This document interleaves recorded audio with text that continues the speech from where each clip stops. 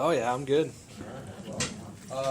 Real quick, before anybody gets out of here, if you want to talk at this speaker meeting, if you can work up the courage to do it and talk for however long you want, get a hold of me, because I'm looking for people to volunteer. Otherwise, you're going to have to listen to me stand up there and tell stories. Hey. But without that, let's pass it over to Ryan. Ready? Did they pass the basket already? I don't think so.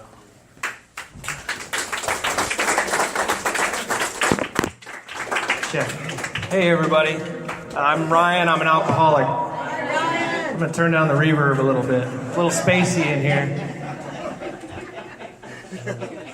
That's normally a good thing. Okay, let's see. Okay, much better. Much better. I don't need the effect, I guess. Maybe I do. I don't know.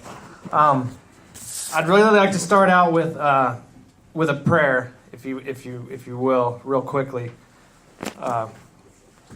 God, please help me to set aside everything I think I know about myself, about you, and about my recovery, so that I may have a new experience in you, myself, and in my recovery. Amen. I heard somebody say that prayer one time, and I thought it was really cool. You know, wow, this is going to be hard with all these desserts right here. If anybody wants dessert, there's a bunch up here. Yeah, we'll just pass them around. I just realized I've never done this before. So it's going to be a new experience no matter what. Exactly what I was looking for, right? And I guess that prayer, for me, it speaks to one of the most important things that I've learned in recovery is that the less I think I know, the better. Like, for real. Like, on everything. Because if I can humble myself to understand that I don't know anything about anything, that opens the door for God to come in and teach me something. You know what I mean? But I don't know. I heard that prayer a long time ago, and I really liked it. So I figured I'd open up with it tonight. And I also want to just start off by thanking all of you for being here. I think this is really cool. This is an honor. I always thought I wanted to be asked to speak at a speaker meeting until this moment right now. You know? But it's awesome. You know, the gathering of people, eating food, and, you know, that's what real life is all about to me. You know what I mean? That's what I was missing as a kid around the dinner table, hating life ever since I can remember. You know, sitting around a table, eating with my parents and my brother and sister, and just thinking it was the dumbest thing in the world, you know? And it was the most perfect thing in the world. That was well before I ever took a drink of alcohol. You know what I mean? So, that was my alcoholism way before I ever took a drink of alcohol. Yeah, this is special. I really love all of you in this room. I pretty much know everybody. If I don't, you're just as big as part of my recovery right now as everybody I do know in this room. I've made a couple of notes, you know, what it was like, what happened, and what I'm like today, you know. And I kind of already started with that, I guess, sitting around the dinner table with my parents. Just that I was restless, irritable, and discontent ever since my first memory.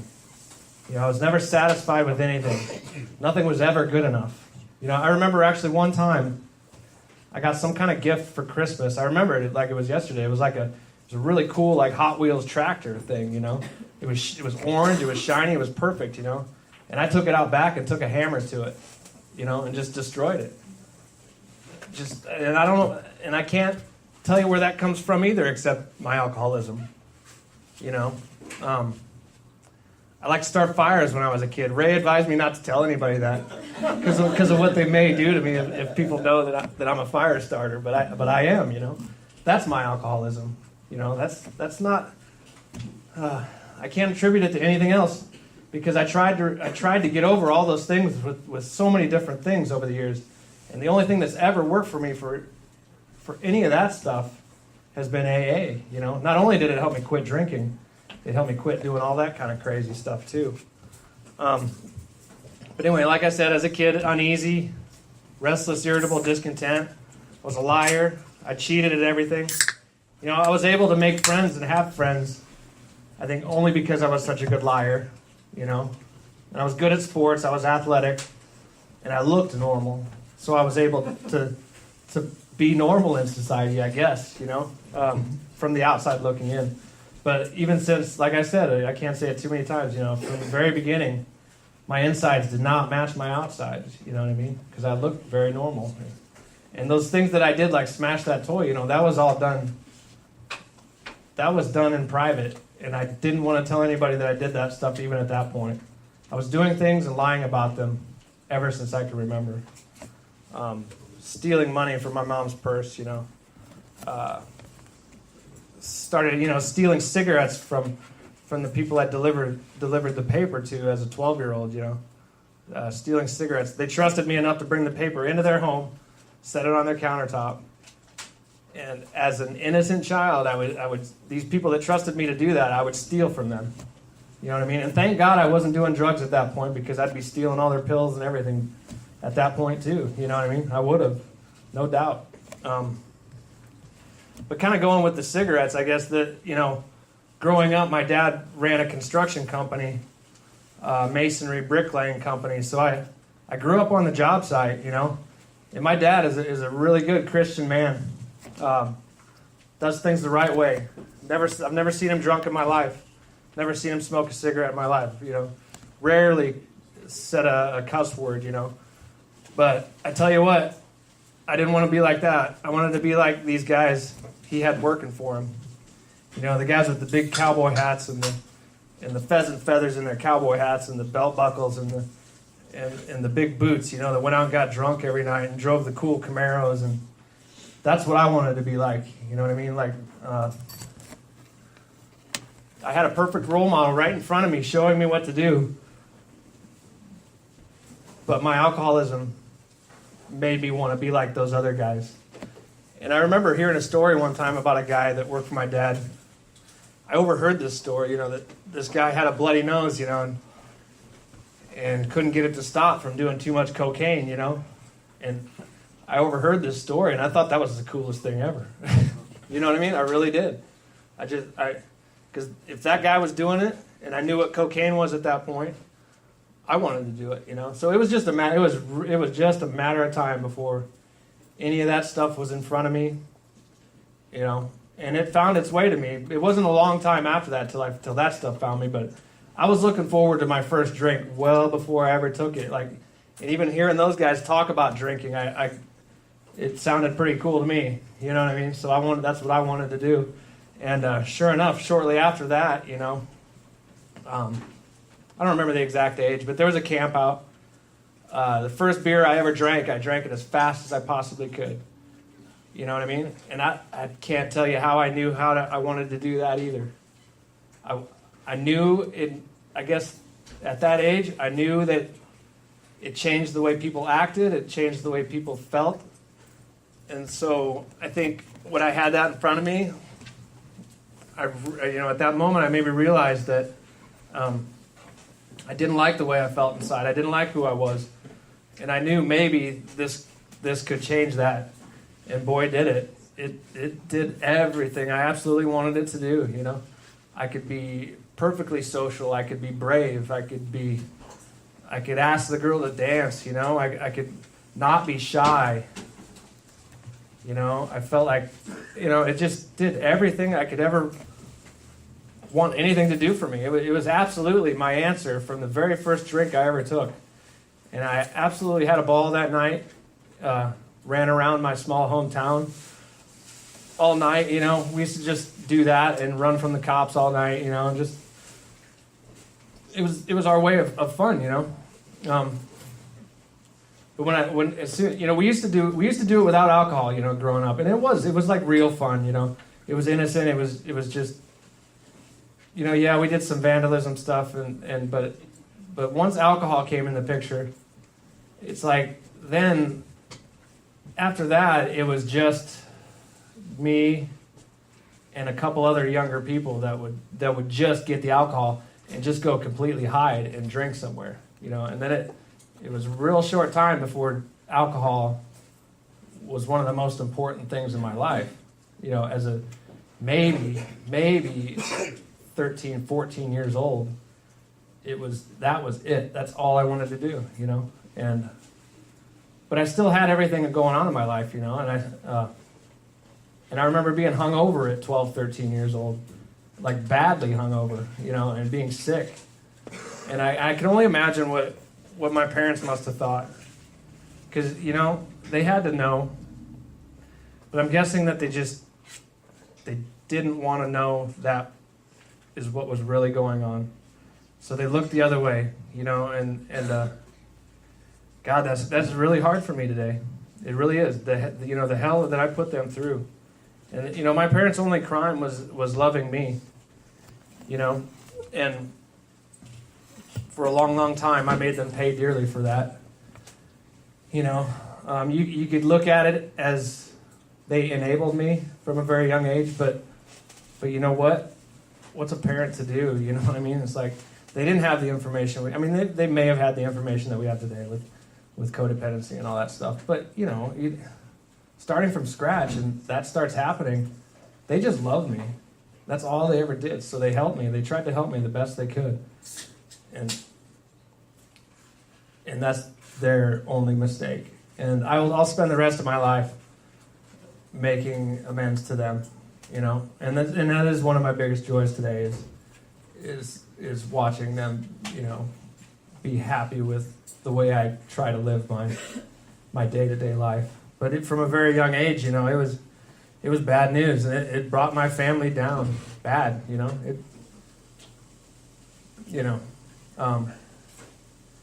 I have an older brother, 2 years older than me, who I suspect had, I've never really talked to him about this, but I really suspect that he had the same feelings inside as I did.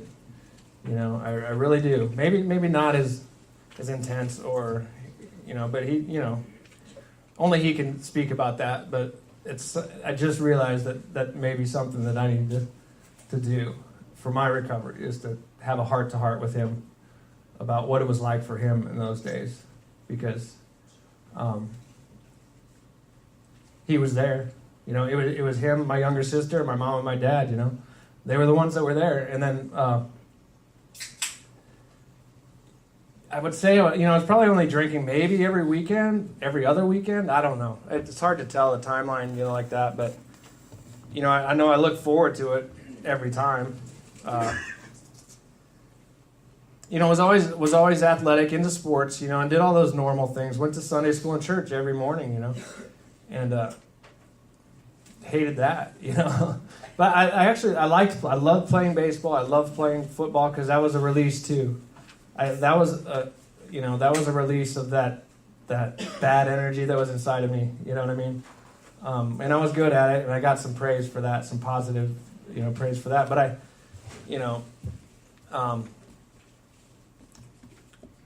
that was those were good times. My best memories as a young teen or whatever was definitely on the baseball field, the football field, things like that. But like I said, for me, it was, I really feel I was born with this, the disease of alcoholism. And the doctor's opinion spells it out exactly, perfectly. It explains me perfectly. Like I said, even before I had a drink, the behaviors were there for exactly what it talks about in the doctor's opinion. But anyway, after drinking, maybe I don't even want to try to throw out ages. I was young, I guess, and me and some small town guys, we got into BMX biking and stuff like that, and from that we got into skateboarding, which is 100% the greatest thing I've ever fallen into. Is skateboarding for sure. But as a young teen there too, you know, we built this ramp inside this old horse barn in Wisner. And, you know, again, my friends' parents who loved us gave us this room to do what we wanted with, you know. And we built a pretty cool half pipe indoors, and we got really good at it, you know what I mean? But I remember also there was an old tractor that used to sit over here, you know. And I have no idea how we started huffing the gas, you know, from the tractor. And I have no idea who figured that out or how we figured that out that would get us high.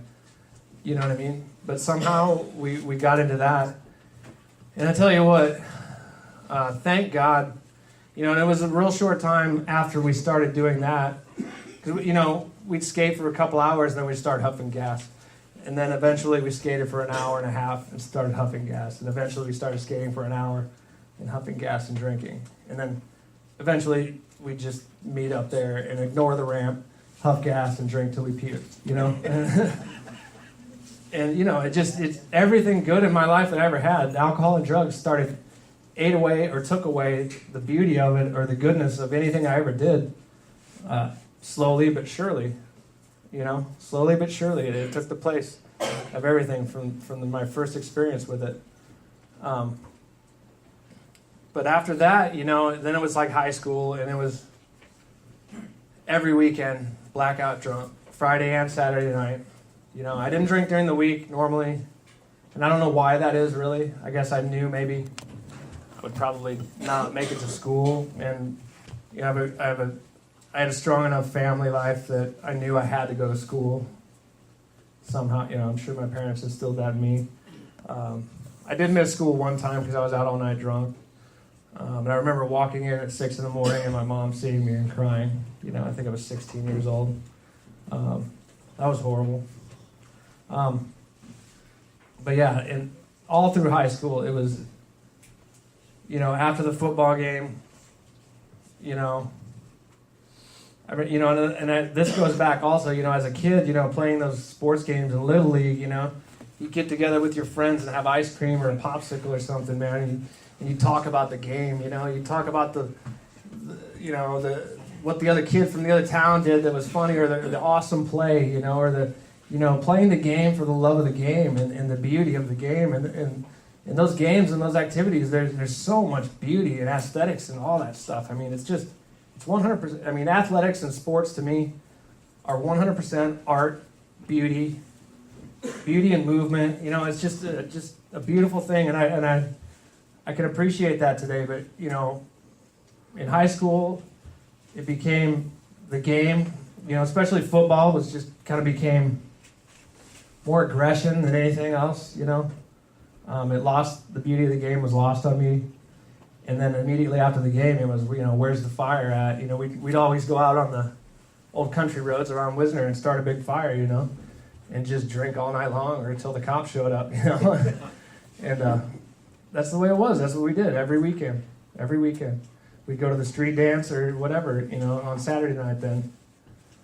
And there's a lot of regret there too, because, you know, just thinking about it here, it's like just that the love of the game and all that was just so lost on us, you know, and it was mostly just, but not that I shouldn't say us, because it was mostly just me, you know, because I was pretty much the only one that was on the organized sports teams, you know, all my skateboarding buddies and all that, and you know, they weren't athletic enough to play on those teams, you know, but I was blessed to be able to do all that stuff, you know, and I loved all of it. So I would, you know, after the game, I would go meet up with them, and you know, we'd go do our thing. So it wasn't long there either, until I got in trouble with the law at about 17, 18 years old. So with minor possession charges, you know, like one after the other. Landed myself in treatment, 17 years old, here in Norfolk. And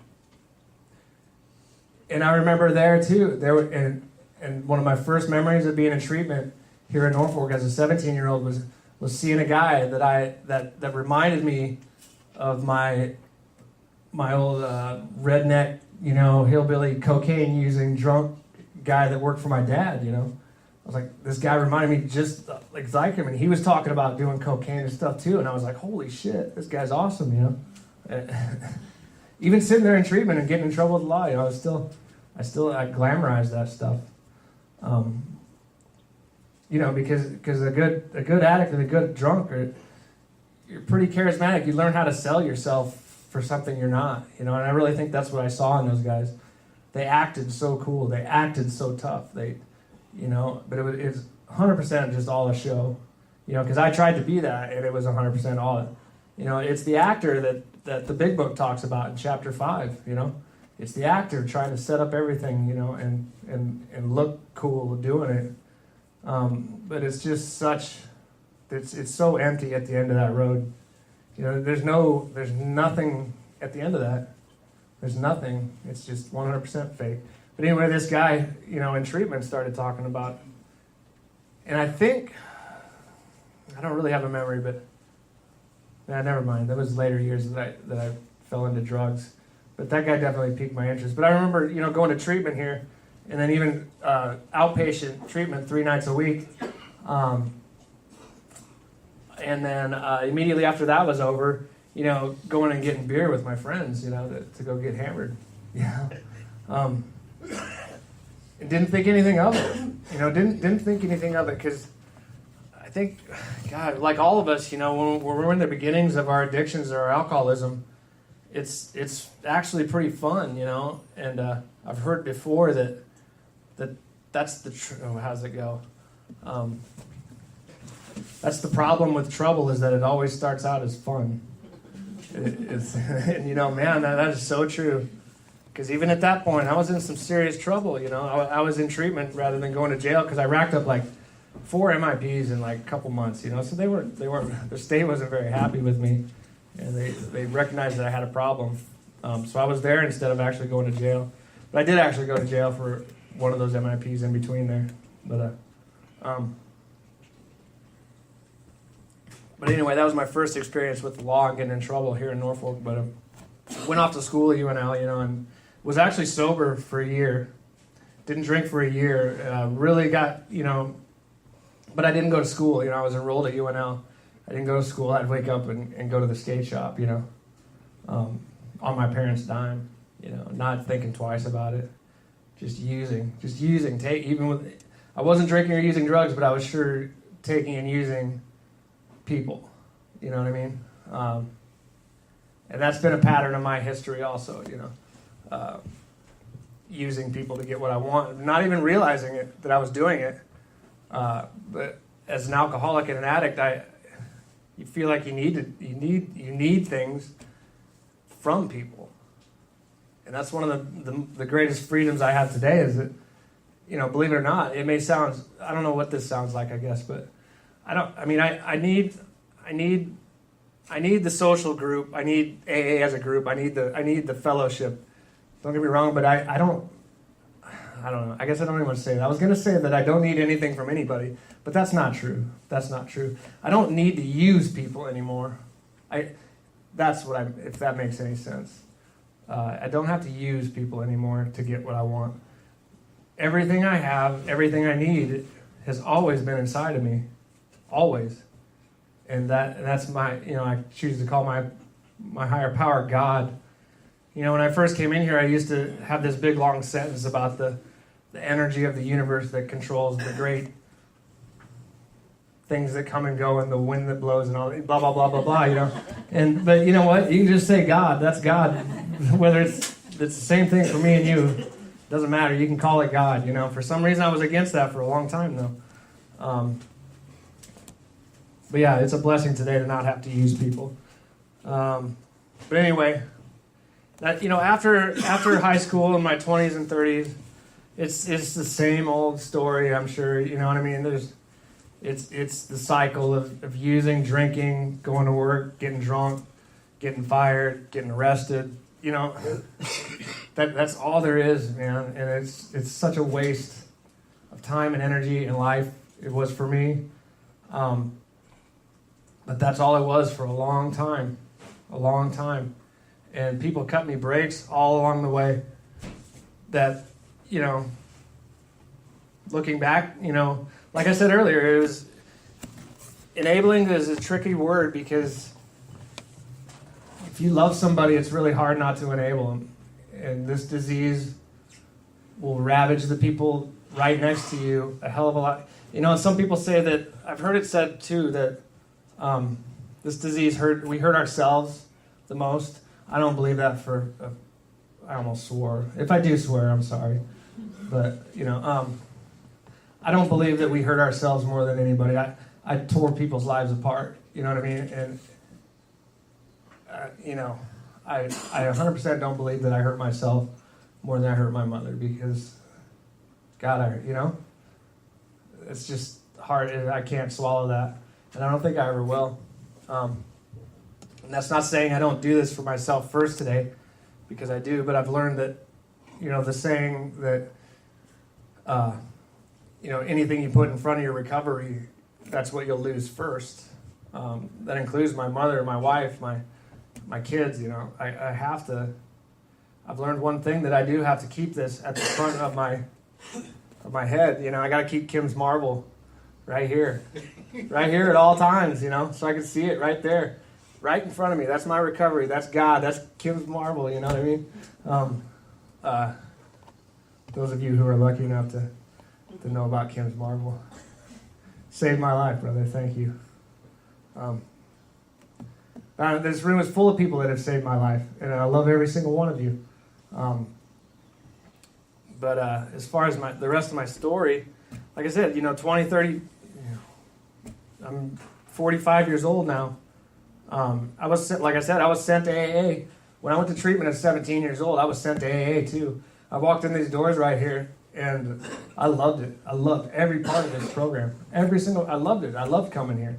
The laughter, the joy, you couldn't see through the smoke back then. But, I loved it. I was like, wow, this is awesome. You know what I mean? But my disease is so tricky, and as a person dear to me says, it's the only disease that lies to you in your own voice. And that facade was strong for me. Because even at that age, sitting here, I could relate to everything everybody was saying. And I didn't want to drink. I didn't want to hurt people. But it took a long road after that to get to where I am today. And having said that, I don't know where the hell I am today. You know what I mean? And that's the beauty of it. And I realize that today. And I don't have to know where I am today. I'm right here, right now with you. Period. The end of my story is right now. Or now. Or not. You know what I mean? That's it. And I guess that's what's worked for me for the most days in a row, is being right here with you guys right now. I haven't been here for 3 or 4 days, and man, I'm feeling it. You know what I mean? It's a crazy thing that you hear all the time, that someday, if you're a real alcoholic, it'll come true, that if you stay away from a meeting long enough, it can go real bad for me in a hurry, in my head.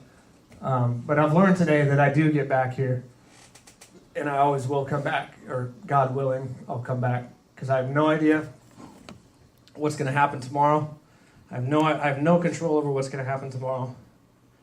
But I'm going to hopefully do the next right thing today. This is a great idea. Whoever came up with this meeting, Justin, thanks for asking me, to come speak. But like I said, I've been coming in this building. I don't know. I can't do math right now. Not even simple math, but 30 years, man? I don't know. Close to 30 years I've been coming in this building. And thank God I've been coming to this building that long. And I have no regrets over not getting sober the first time I came in here, because I took away some wonderful things from those first meetings. And it's made me who I am today. And I don't want to be anything else. I don't want to be anything else that I'm, I don't know if I'm saying this wrong. I could be using a double negative. I don't want to be anything else but what I am right here today, because that's all I am, and nothing's going to change that. And I'm blessed enough today, after all that crap, Like I said, I can't say it enough that, all the getting, I'd get drunk and get this shit kicked out of me all the time, get thrown in jail, get drunk, get my nose broken, get stitches over my eye or the back of my head, that stuff never ever fazed me, and it still doesn't really, whatever. That's pretty much par for the course from what, from a lot of the people that I know from around here. At least, for me, like Kim says too, I'm a real alcoholic, as described on page 21, 22, something like that, I think. Things don't go well for us, or me. Things don't go well for me when I'm drinking alcohol. And that includes broken noses, stitches, jail cells, But that stuff is easy to get over because the body heals physically, And like I said, it's the people that I hurt along the way that I have made the amends that I'm willing to make up to this point. And that's how exactly I'm able to be comfortable with myself today. And I love my life today. It's a beautiful life today. I mean, if you work the steps to the best of your ability, like, in a way, I forgot to throw in there too, I was sent to rehab, ended up being about 7 or 8 times, jail 7 or 8 times. It's just a cycle of, get drunk, get beat up, get arrested, go to rehab, go to jail, whatever, But all those times, it blessed me with, I don't know, recovery's always been there for me, but it took to get me here today to completely surrender was, I woke up, I've been sober almost 2.5 years now, without a drug or a drink. And I woke up about 2.5 years ago, and it's just the feeling of emptiness. I wasn't even that hungover. I wasn't overdosed. I wasn't sick from, not half as bad as I had been in the past physically, but I was just completely empty, Everybody was gone. I didn't have anybody to call that would have picked up the phone, except, one of you guys would have, for sure, You were waiting for me to call, probably. But, I woke up and all the people that I really cared about and loved were completely gone. And there wasn't a damn thing I could do or say at that moment to bring them back, like I could in the past. I always had a lie in my back pocket or a manipulation and that was completely gone. And in that moment, laying on my living room floor, and I had absolutely no reason to believe that God would help me, but I asked God for help. And I'm pretty sure I actually spoke, God help me, And like I said, God had absolutely no reason to help me, and He did, And I knew exactly where I had to go at that point. And I had absolutely no reason to believe that things were going to be okay, but I did, And it took that for me. It took that emptiness, just the soul emptiness. My soul was empty. My heart was empty. I still had a place to live. I had money. I had a car. Although I had lost all that stuff earlier.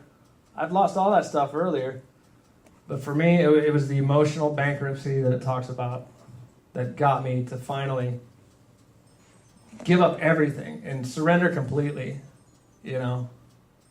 Because in the past, I'd always hung on to like everybody says, I'll quit drinking, but I'm still going to be in charge of my money, or I'm going to still be in charge of my job, or this and that, It's like, man, it's just, I gave it all up. I just gave it all up, And that's not saying I'm perfect, I struggle with it today on a daily basis, You let go, you take it back. You let go, you take it back, But the relief is in the letting go part. As long as I continue to let go, hopefully I won't need to drink tonight,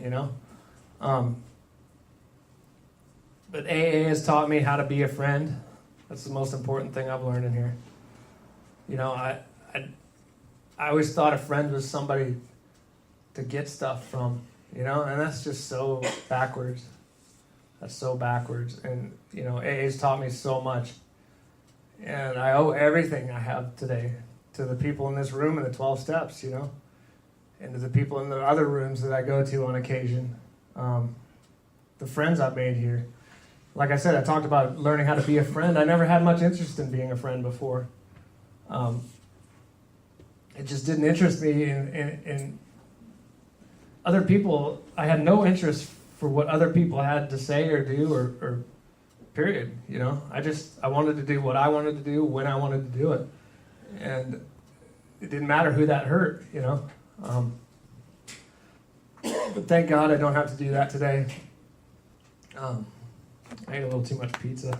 But you know, like I said, I learned everything I know in AA today, and there's a couple people. There's a lot of. I shouldn't say a couple. You know, everybody is. I've learned today, love is love, no matter how well you know the person, how well you don't know the person. You know, there's maybe a little more frequency and interaction you have with people around here, but even if you have no idea who's sitting across from you, man, they're just as much as part of it as you are. Or whether you got 30 years or 30 days or 30 hours, you know, this program works, and it's because of that. You know, and it's because of that positive energy that gets us to keep coming back and maybe, you know, finally really working the steps one day and finding freedom. Because if it can happen for me, it can happen for you, you know. And I've heard stories. I mean, everybody's story is so different, and that's the beauty of this program. And I don't know. I think that's about all I got, and I love all you guys, and thank you very much. Thanks, Ryan.